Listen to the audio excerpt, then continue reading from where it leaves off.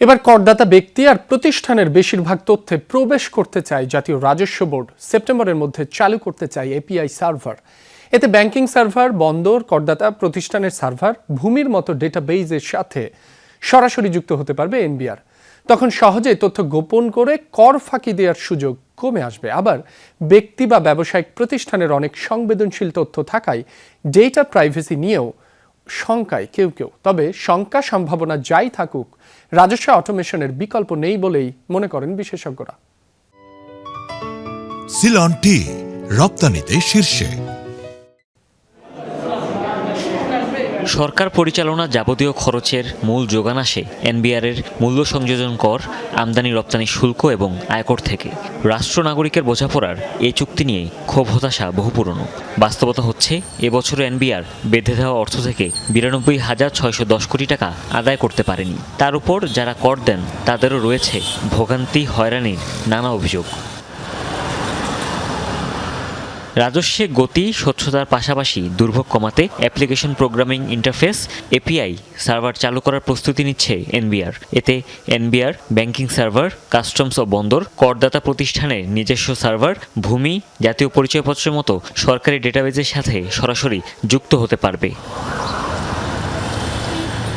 এই সার্ভারের মাধ্যমে ভুল তথ্য বা তথ্য গোপন করে কর ফাঁকির প্রবণতা কমানো সম্ভব বলেও মনে করছেন অনেকে। কর দেওয়ার জটিলতা আর হয়রানিও কমে আসতে পারে অনেকটাই। ল্যান্ড রেজিস্ট্রি কিংবা আপনার যে অন্যান্য যেই ধরনের বিভিন্ন ধরনের ব্যাংক অ্যাকাউন্ট কিংবা আপনার ফাইন্যান্সিয়াল অ্যাসেটস অথবা অন্যান্য অ্যাসেটস ওনারশিপস, এই জিনিসগুলো আসলে এনবিআর ট্র্যাক করতে পারবে। সো স্পেসিফিক্যালি এই এপিআই এই অটোমেশনের ফলে যারা যে ব্যবসায়ীরা ট্যাক্স দেন ঠিকমতো, তাদের জন্য নতুন করে কোনো সমস্যা তৈরি হবে বলে আশা করছি না। আবার এপিআইয়ে সংবেদনশীল অনেক বাণিজ্যিক তথ্য থাকায় তা ফাঁস হওয়ার শঙ্কা দেখছেন কেউ। সার্ভার ডাউন বা টাইপিং ভুলের কারণে এলসিতে তথ্যে গরমিলকে ট্যাক্স ফাঁকি হিসেবে দেখা হতে পারে, যাতে হয়রানিও বাড়বে আরও। ডিজিটাল এত তথ্যের দখল ব্যক্তির ডেটা প্রাইভেসি লঙ্ঘন আর নজরদারির ঝুঁকিও বাড়াতে পারে বলে মনে করেন কর আইনজীবীরা। শুধু ট্যাক্স দেখলেই হবে না, এখানে অন্য ব্যবসা প্রতিষ্ঠানের সাথে সব সেক্টর জড়িত থাকে।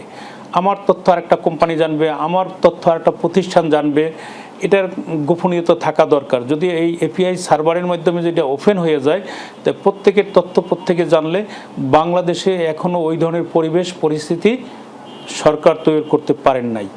এপিআইয়ের মতো সার্ভার ভিয়েতনাম ও ইন্দোনেশিয়ায় রাজস্ব আহরণে গতি বাড়িয়েছে।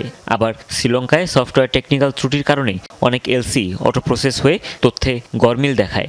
ভারতে আবার প্রথমে ধাক্কা খেলেও পরে কাঙ্ক্ষিত ফলাফল মিলেছে কেন্দ্রীয় সার্ভার চালু করায়। তবে শঙ্কা আর সম্ভাবনা যাই থাকুক, অটোমেশনের বিকল্প নেই বলে মনে করেন বিশেষজ্ঞরা। একটা general impression about NBR officials, যে আচরণগত এগুলো তো সমস্যা যে নাই আছে, কিন্তু এটাকে মাথায় রেখে অটোমেশনটা হলে পরে সেবাটাও ভালো হবে। এই বেঙ্গালুরুতে ওরা অটোমেশন একটা হোল অটোমেশন এরা করেছে। বিভিন্ন জনের সাথে কানেক্টেড না থাকলে তুমি তথ্য পাবে না। তো এখনও বিভিন্ন সফটওয়্যার ও সার্ভারের সাথে আলোচনা করছে এনবিআর। এরপর জেলা উপজেলার কর কর্মকর্তাদেরও ডিজিটালি দক্ষতা বৃদ্ধির কাজ রয়েছে। হুমায়ুন রশিদ, যমুনা নিউজ, ঢাকা।